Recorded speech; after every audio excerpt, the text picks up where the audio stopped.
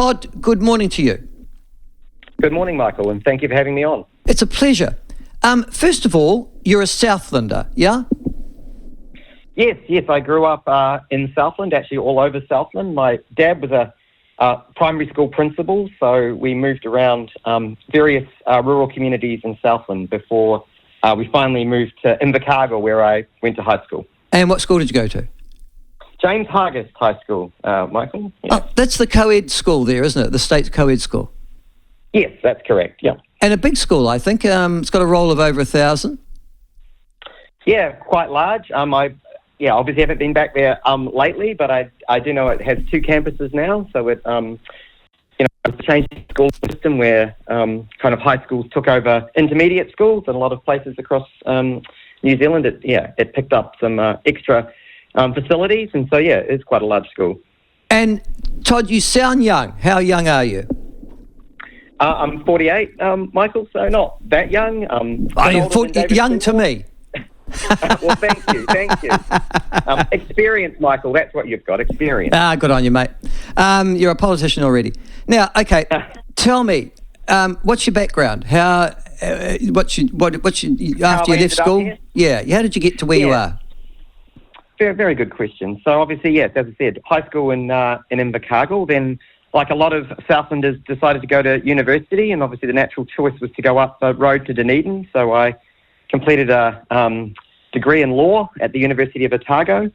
And it was probably, during those years on campus that I started to get really involved in politics, or take a real interest in politics. And around about, Roger Douglas published his book Unfinished Business in 1993, and the Association of Consumers and Taxpayers was formed, and then later on ACT in time to contest the 1996 MMP election, which is when I first became kind of an active member campaigning for ACT. Right, so you've been involved in the ACT Party almost since its formation. Absolutely, yes. I would have joined it on its foundation. So I was a member of the Association of Consumers and Taxpayers, and then obviously the party was formed out of that, and that's when I joined. So quite a while I've been a member. But your day job was as a lawyer?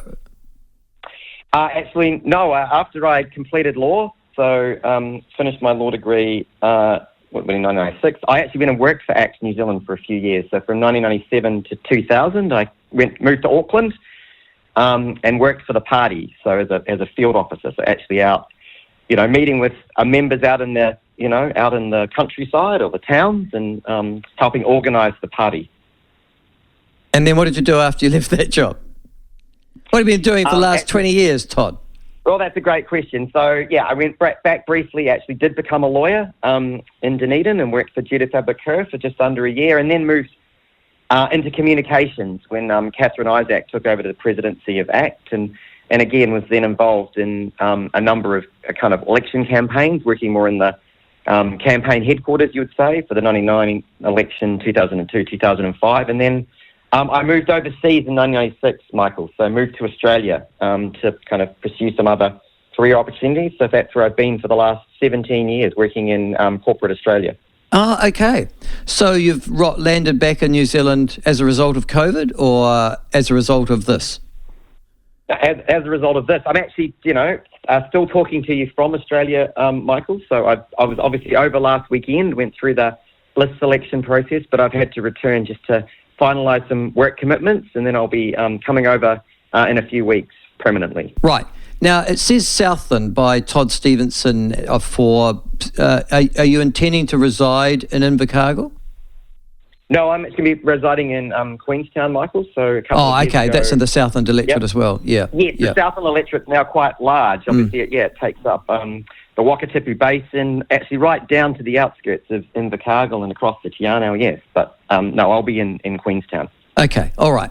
Now, how does somebody that nobody knows, who spent 17 years of their last part of their life in Australia, end up as number 4 on the party list? Well, first I've got to say I was, very humbled and honoured to be named at number 4. And look, I've maintained my connection with ACT over the years, so I kept in touch with some people. I have known, David off and on, and then as I mentioned, Catherine Isaac, who, was the party president, is now the party vice president. Her and I have stayed in touch. So I kind of maintained my interest in ACT and kept an eye on New Zealand politics. And then really, it was, a short while ago that I was having a conversation with Catherine, and she said, well, have you ever thought about doing this? I think you've got some skills that, could contribute to policy change in New Zealand. And kind of the conversation went from there. And, that's... I'm hoping I can kind of contribute what I've learned in the corporate world to, delivering some real change for New Zealanders. Okay. The thing that interests me is that I met many of the ACT MPs at the last election, those who had just been elected, because I was involved in the voluntary euthanasia referendum. Yes. And so I met them for the first time at Parliament on the day in which the referendum results were declared. The thing that struck me about them, and I've had them on the show consequently over the last year or so, is that they represent a relatively wide and diverse range of backgrounds. They're not all business people, and they're not all far-right Roger Douglas I don't know, what you could call them, monetarists. The ACT Party seems to have changed itself, if not its philosophy, then certainly its stance over the last decade. Have you found that as well? Yeah, I think, you make a great point, Michael. I mean, I think that, if you just look at the ACT that was announced last Sunday, an amazing array of New Zealanders have put their hand up with all kinds of different backgrounds, skill sets. So I do think that's right. I think, ACT now is trying to field a parliamentary team which actually represents the broad range of New Zealanders. So I think that's, a real credit to the party and actually David's leadership. And I've got to say, David and the ACT parliamentary team at the moment for the last parliament, I mean, they've done a great job. They've been a very disciplined and cohesive team. And as I think you're kind of alluding to, they actually are kind of truly, the ACT is now kind of truly representing a broad range of New Zealanders. No, I think that's been the big story, and maybe that's why Roger Douglas has fallen out with you in the last 48, 72 hours by penning that 22-page open letter suggesting that you've lost the plot. But what I guess was that he always had a pretty narrow plot himself, and you've decided we need a much broader one. Well, I think the party's saying, we want to stand up for all Kiwis and deliver some real change. I think that's pretty clear. And look, I've got a lot of admiration for Roger Douglas. I haven't seen him for a number of years, but I think, he did some great things in the 80s to modernise the New Zealand economy. But I think, ACT's in a different place today. We obviously still want to, continue to promote, liberty and freedom, which is, really where the party comes from. And we want to kind of continue to be loyal to our kind of classical liberal roots. But I think, we want to tackle some of the issues that are very relevant today and some of the things we've seen, New Zealanders are very worried about. Okay. Todd, you're going to be based in Queenstown. You will get elected. I mean, we can't even pretend to be sort of fey about that. I'm looking at, even if you to poll at 10%, you'd end up with 12 or 13 MPs. If you're at 12%, which is you are now, you'll end up with 14 or 15. And for those who are sort of hovering around the 14, 15, 16 mark, they'll be a bit nervous, but oh well. You don't need to be nervous. Have you already thought about where am I going to put my office? What am I going to do? How I'm going to serve my constituents? What sort of areas of interest I'd like to be involved in?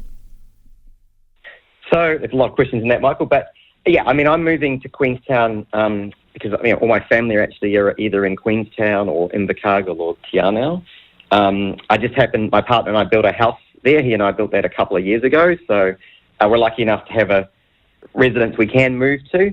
But, obviously I'm on the ACT list. So, representing New Zealanders across a whole country. I'm obviously going to take an interest in local issues around in the Southland electorate and be happy to raise those. But as far as, are we going to have an office down in Southland or wherever, they're all things yet to be decided. And I think that's probably for after the election.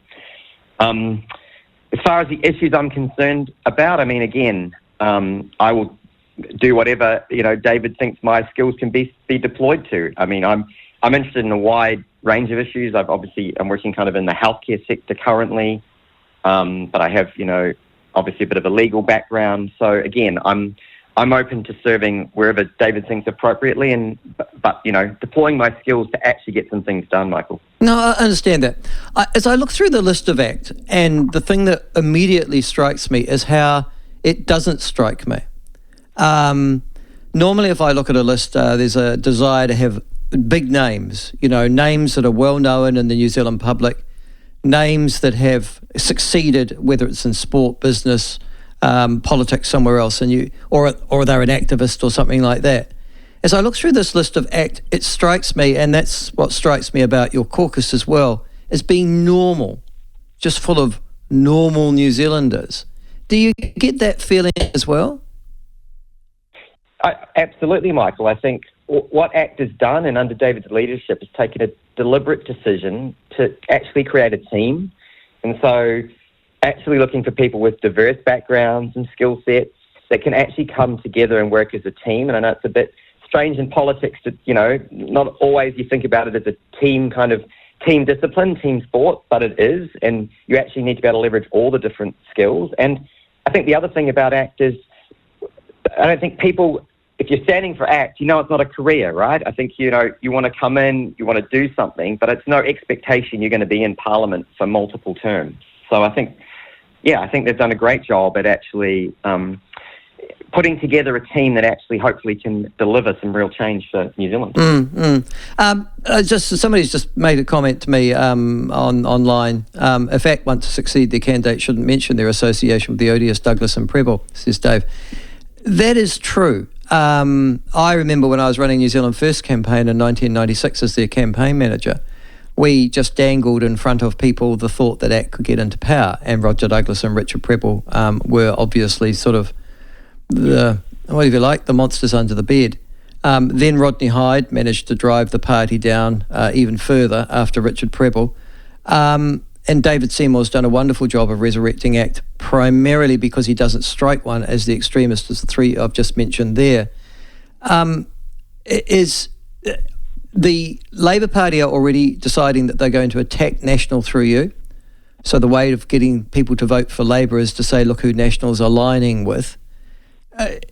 To people who argue that ACT is a wedge, if you like, frontier, extreme party, what would you reply? I just don't think it's true, Michael. I mean, I think David's his own leader. He's now been in Parliament, for a number of terms. People see David as actually a genuine politician who's actually speaking up for things that they care about. And ACT is actually putting forward some fairly, I would say, sensible policy solutions at this election, trying to deal with the cost of living, trying to deal with crime, trying to have actually a sensible debate about co-governance. So, none of those things strike me as that extreme, and I think it's just actually trying to put forward some sensible solutions that will help everyday Kiwis. Yes, and the other irony for me is that I've noticed that a lot of ex-New Zealand First people who liked Winston Peters because of his social conservatism issues, for example, like co-governance and things like that, are now also seriously thinking about ACT. Does that strike you as ironic? A little bit, but I think, look, if people, have taken the time to learn a bit about our policies and that's what appeals to them, welcome on board and party vote ACT. Well, you are the only party out there that has taken such a strong view on co-governance from day one, and the concept of one law for all, and the idea that you should be judged for your individual worth and merit, not on the basis of your ethnic or cultural background, yeah? Absolutely, and that, again, really is kind of our classical liberal underpinning. Yeah. Todd, we'll follow your campaign, my friend. It's different being a list MP to being a constituency MP. I take it that you'll be going, although you'll be obviously campaigning for ACT in the Southland seat, and just to explain to people, it's a bloody big seat as it goes to Queenstown. Yeah. I think it goes down to, is it Gore in it, or is Gore in something else? Yeah, Gore's in it. Yep, Gore and Te Anau out the other side. And Invercargill, and almost not. Yeah, just to the boundaries of Invercargill. Yep. Yeah. Yeah, that's right, because Invercargill's its own seat. That's right. So that's why you're so huge. Waitaki's another one that's also makes no comprehensible sense either.